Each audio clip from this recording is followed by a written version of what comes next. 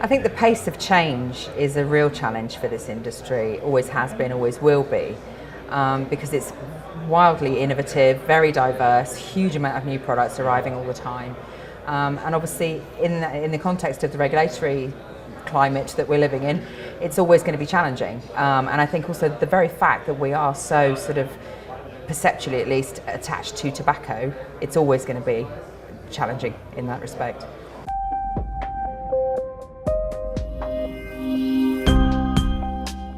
ECITA works with companies in the UK and across Europe to ensure that they are compliant with the law as it currently stands, because most of our law across Europe is centralised as European directives that are then implemented. And what we're doing is to try and make sure that the existing regulations, whatever they may be, are complied with, so that we can demonstrate to the regulators that actually it's a good system, it's a robust system, and if it's properly enforced, it's effective enough to ensure that consumers are protected from dangerous products but can have access to the good products that they want. 2014, we're anticipating it's going to be quite a dynamic year again, more so than even previously, because there's a lot of change coming. We will get some decisions both at the US level and at the EU level, or non-decisions, which I think is more likely from the EU. So we're going to have to continue to operate in the regulatory uncertainty, I suspect.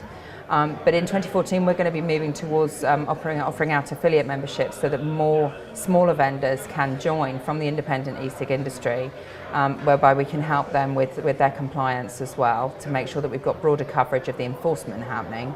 And we're also hoping to introduce some modularised auditing sort of modules so that we can help more non-member companies as well with their compliance, with a view again to just improving the credibility of the industry generally with regards to being well regulated from within.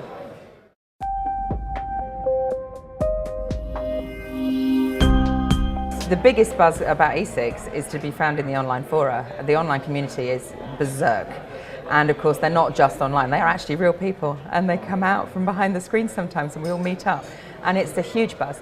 The interesting other angles on this is that there's a lot of coalition groups forming now, both industry coalition groups forming across Europe and indeed across to the States and in Australia and elsewhere.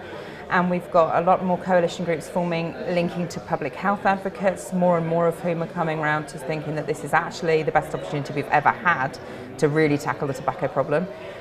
So there's a lot more joining up of those forces, not just online now, but actually in the real world, in real situations and in real meetings that are happening now, which is really important. And I think as that grows and gains momentum on the back of what the consumers have already been doing in terms of joining up and joining forces, it's going to be an unstoppable force, really. I don't see how there's any way that anybody could withstand the onslaught.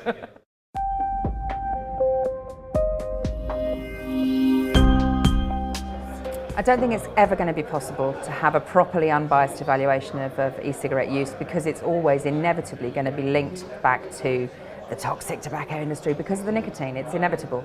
And the fact that we're producing vapour when we're exhaling, you know, it looks like smoking. It's kind of one of those walks like a duck, looks like a duck, must be a duck things, but of course it's not.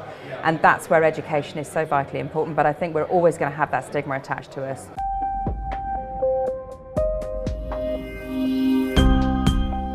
I was really pleased to have the opportunity to attend this IQPC conference, because the agenda's got such a variety of subjects being covered. We had a lot of science in the first day, and then on the second day there was a lot about specific issues about marketing, about the potential for investment. Really interesting variety of presentations, and also obviously touching on regulation. And it's been a really good opportunity to kind of air some of the different aspects, more specifically targeted towards the industries who are interested in this sector.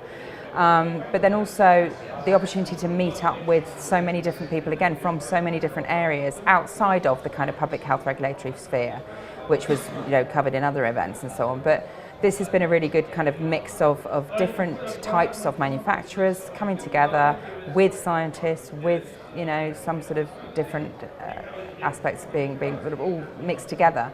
And it's very interesting to have the opportunity to make those connections and meet up with people. It's been a really good event.